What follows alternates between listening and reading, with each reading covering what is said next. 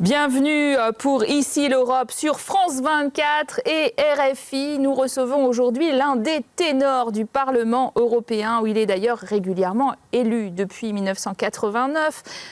Un eurodéputé français, réputé d'ailleurs travailleur. Alain Lamassoure, bonjour. Bonjour. Bonjour. Vous êtes membre du Parti populaire européen, le parti de droite majoritaire dans cette enceinte. Vous avez été ministre des Affaires européennes en France, ministre du Budget. Vous étiez donc l'homme de la situation pour présider la commission taxe qui était chargée d'enquêter sur l'évasion fiscale favorisée par certains États membres. Depuis quelques semaines, votre nom est souvent cité dans la shortlist des candidats à la présidence du Parlement, un poste qui est occupé en ce moment et jusqu'en janvier par Martin Schulz. Alors Alain Lamassoure, évidemment, la grande nouvelle pour l'Europe de cette semaine, c'est l'élection de Donald Trump à la présidence des États-Unis. C'est une bonne nouvelle pour l'Europe ? C'est une mauvaise nouvelle, je crois, pour les États-Unis eux-mêmes, mais c'est eux qui ont décidé de leur destin, pour l'Europe et pour le monde entier. Ce qui est extraordinairement inquiétant, c'est que depuis maintenant 2-3 ans, nous voyons monter un discours de haine dans toutes les démocraties occidentales, sauf peut-être au Canada, et que les deux plus anciennes démocraties au monde, la démocratie parlementaire du Royaume-Uni, la démocratie présidentielle des États-Unis, a vu le triomphe de ce discours de haine et de mensonge. Est-ce que ça veut dire que le monde aujourd'hui va devoir s'habituer à vivre avec des États-Unis repliés sur eux-mêmes, avec un monde où ils vont refuser de jouer ce rôle de gendarme du monde qu'ils ont fait jusqu'à maintenant ? Il est clair qu'une présidence Trump poursuivra une évolution engagée sous Barack Obama de désengagement des États-Unis vis-à-vis de l'Europe, pour se réorienter, Obama appelait ça le pivot, vers le Pacifique, l'Asie et le Pacifique. Et donc, ce mouvement va s'accélérer. Donc, nous n'avons plus aucun motif maintenant pour ne pas prendre en charge notre propre destin, la défense de nos intérêts, la défense tout court, mettre en place une défense européenne, ce que les traités de Lisbonne rendent possible, ce que bizarrement ni le président Sarkozy, ni le président Hollande n'ont jusqu'à présent souhaité mettre en œuvre. Et au-delà de la défense des intérêts européens, il est clair que les États-Unis, c'est une immense première, ne seront plus le pays porteur de la flamme de la liberté, des droits de l'homme et des valeurs qui nous sont communes dans le monde. Et que la responsabilité de l'Europe, au-delà de ses propres intérêts, sera de porter très haut, un peu plus seul qu'avant, le flambeau de la liberté et des droits de l'homme. On se pose la question quand même, il a été, Donald Trump, très élogieux avec un certain Vladimir Poutine. Est-ce que l'Europe doit s'attendre du coup à un revirement radical des USA sur le sort alors de l'Ukraine, qui lui tient à cœur, ou encore sur d'autres conflits au Moyen-Orient ? Je n'en sais. Là, il ne faut pas faire du café du commerce. Donald Trump lui-même ne sait pas ce qu'il fera. Il ne connaît absolument pas les dossiers, il n'a consulté personne. Tout d'un coup, il a sur ses épaules la charge de responsable des États-Unis d'Amérique et au fond de l'homme le plus puissant du monde du point de vue de la politique étrangère et de la politique de défense. Bon. Donc ce à quoi nous devons nous préparer, c'est, encore une fois, exercer désormais des responsabilités nouvelles. Avec Donald Trump à la Maison-Blanche, qui était très opposé au traité transatlantique, le fameux TTIP, qui a fait beaucoup parler de lui en Europe aussi, il est enterré, vous considérez ? Il est gelé pour un bon moment. De toute façon, sur ce point, Hillary Clinton n'avait pas une position différente. Les démocrates étant traditionnellement aux États-Unis très réservés à le libre-échange, ils sont soutenus par les syndicats. La surprise, c'est que les républicains, au contraire, étaient des ardents partisans du libre-échange. Donald Trump est contre. Les négociations sont gelées. Et moi, je suis de ceux qui le regrettent. Parce que nous avions l'occasion de nous mettre d'accord avec les Américains sur les meilleurs standards techniques, environnementaux, sociaux, que nous aurions pu après indirectement imposer au reste du monde, aux Chinois et aux autres. eh bien, nous ne saisirons pas cette opportunité. C'est regrettable. Alors, c'est vrai qu'il y a eu un discours anti-mondialisation virulent de la part de Donald Trump. On a un peu découvert ça aux États-Unis, mais ce discours, on le retrouve aussi en Europe. On a vu les Wallons s'opposer au CETA, au traité canadien de libre-échange. Les Néerlandais sont en train de prendre le relais parce qu'eux, ils veulent organiser un référendum sur la question. Est-ce qu'il ne faut pas suspendre toutes ces négociations dont visiblement une partie de l'opinion n'en veut plus? Elles sont suspendues, donc c'est pas la peine de prendre des décisions. Et c'est très, très dommageable. Vous avez cité les Pays-Bas. Les Pays-Bas sont un des pays les plus prospères d'Europe grâce au commerce extérieur. On comprend, paradoxalement, pour nous, Européens, que les Américains soient hostiles au libre-échange. Ils ont un déficit commercial gigantesque. Nous, Europe, contrairement à ce qu'on croit en France, la zone euro, nous avons un excédent commercial de près de 300 milliards d'euros chaque année. Surtout grâce à l'Allemagne.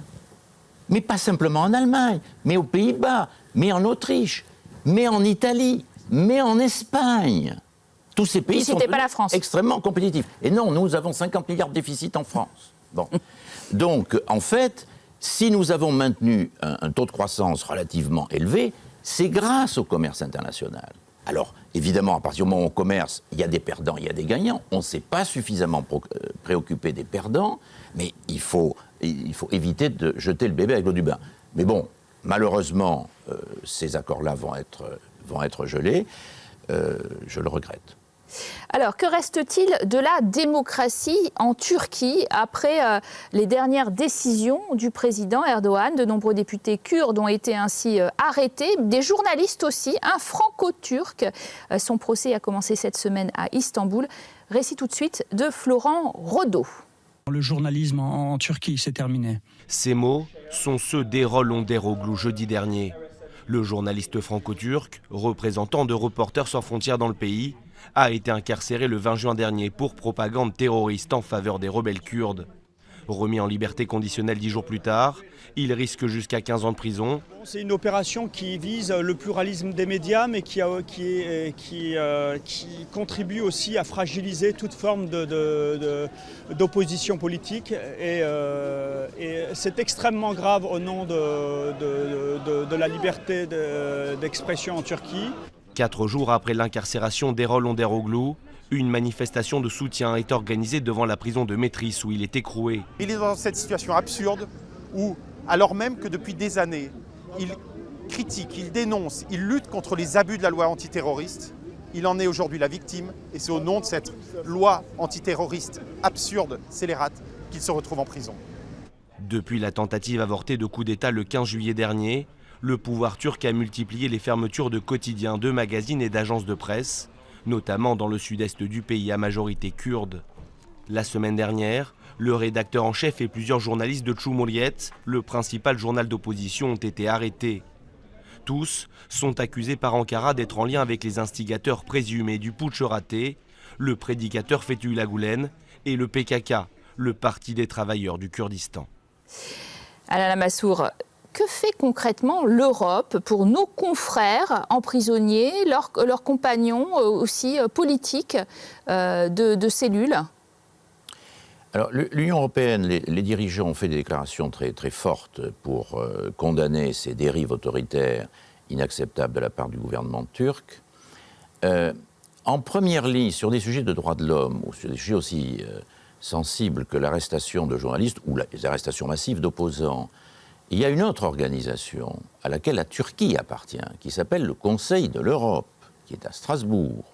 Et donc, si les droits de l'homme sont en danger, comme ils le sont aujourd'hui en Turquie, les sanctions, et éventuellement l'exclusion, doivent venir d'abord du Conseil de l'Europe. C'est un pays candidat. L'Union européenne a son mot à dire sur les visas, notamment pour les Turcs. Elle a son mot à dire sur justement son chemin vers plus de démocratie. C'est la deuxième ligne, et en particulier, les Turcs sont demandeurs depuis longtemps de la liberté de circulation avec l'Union sans obligation de visa. Il est évident que dans cette situation, il est hors de question de leur accorder. Et quant à l'adhésion éventuelle de la Turquie à l'Union européenne, tout le monde sait qu'elle n'aura jamais lieu. Mais et je regrette qu'on ait entretenu trop longtemps l'ambiguïté vis-à-vis de la Turquie et qu'on ait laissé espérer à la Turquie qu'elle pourrait un jour rejoindre l'Union européenne. Ça ne sera pas le cas puisque une bonne dizaine d'États membres de l'Union européenne ne l'accepteront jamais. Mais en ce qui concerne précisément cet accord qui a été passé sur la gestion des migrants, les Autrichiens aujourd'hui demandent à ce qu'il soit dénoncé. Non, il faut garder son sang-froid. Cet accord marche. Bon. C'est d'ailleurs de l'intérêt de tout le monde, y compris de la Turquie. Les Turcs l'ont compris. Ce que nous devons faire, c'est ce que je viens d'indiquer, c'est-à-dire montrer une très grande fermeté vis-à-vis de la Turquie, à travers le Conseil de l'Europe, à travers l'Union européenne sur les dossiers en cours, tels que l'affaire des visas. Et dire très clairement, mais là j'approuve ce qu'a indiqué Jean-Claude Juncker, que la Turquie s'éloignant de l'Europe, la perspective d'adhésion disparaît définitivement à cause des Turcs, du fait des Turcs. Voilà. Pour le reste, nous avons à prendre en charge maintenant l'autre dimension du problème migratoire, qui est beaucoup plus durable, beaucoup plus importante et qui peut comporter plus de dangers pour l'Union européenne, qui est la migration liée à la déstabilisation ou à l'appauvrissement de beaucoup de pays africains et qui conduit, alors qu'on a réglé le problème à travers l'accord turc de la Syrie, environ 200 000 malheureux à franchir la Méditerranée pour rejoindre l'Europe. Via l'Italie. Alors, l'Europe n'arrive pas du tout à résoudre cette crise migratoire, ni s'accorder sur une solution pérenne. Angela Merkel propose maintenant d'intercepter les bateaux au départ et de repousser les migrants vers l'Égypte ou la Tunisie, où seront traitées leurs demandes d'asile. C'est un peu un virage à 180 degrés de la chancelière ? C'est un virage à 180 degrés de la chancelière. Je regrette que les institutions européennes, les gouvernements européens aient été incapables de s'engager dans une réflexion et une politique à long terme. On sait maintenant, parce que ce flot venu d'Afrique de 100 à 200 000 personnes par an, ça fait des années qu'il se manifeste. Est-ce que vous approuvez la nouvelle position d'Angela Merkel ? Est-ce que vous soutenez ça ? Je ne la crois pas réaliste. Dans son principe, pourquoi pas, mais les conditions pour qu'on la mette en œuvre sont tellement nombreuses que je ne la crois pas réaliste. C'est au mépris des droits de l'homme, quand même. Non, pas forcément. Ça suppose, qu'on trouve des pays tiers qui soient d'accord pour accueillir chez eux des centres d'accueil qu'on appelle des hotspots de migrants dont la destination ultime n'est pas le pays en question, mais l'Union européenne. Bon, il faut trouver des pays qui soient d'accord.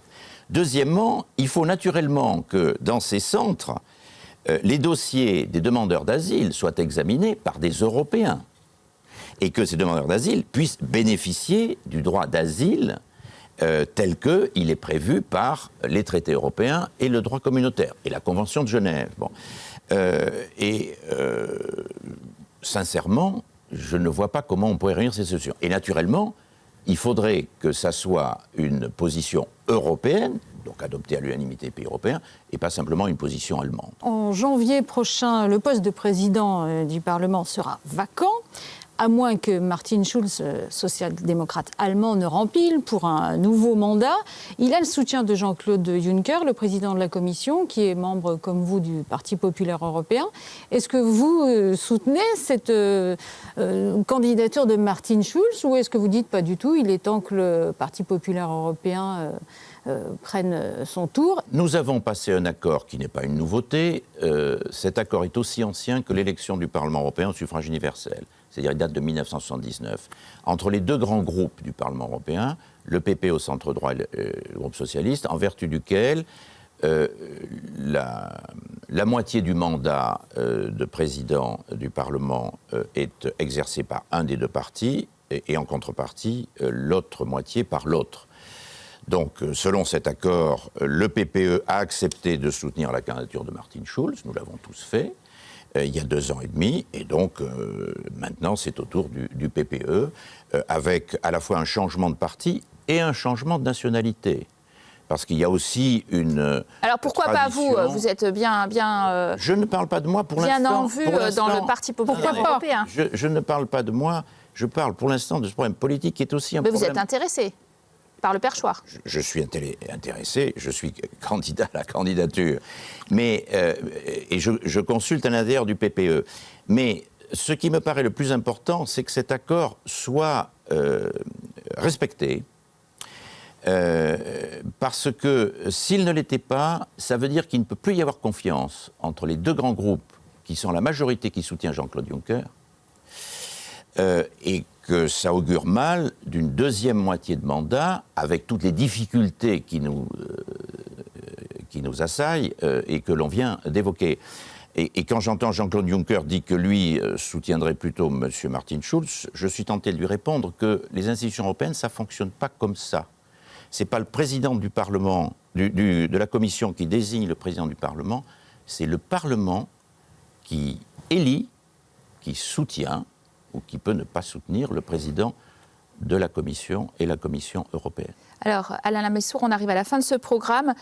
Pour rappeler quand même que tout ce week-end en France, on a commémoré les victimes des attentats parisiens. Ce que ça révèle, c'est que nous ne pouvons plus avoir 27 systèmes judiciaires et systèmes policiers cloisonnés et avoir une Europe dans laquelle circulent librement les personnes, et nous nous en réjouissons, les honnêtes gens, mais aussi les malhonnêtes gens, mais aussi les grands criminels, mais aussi les terroristes.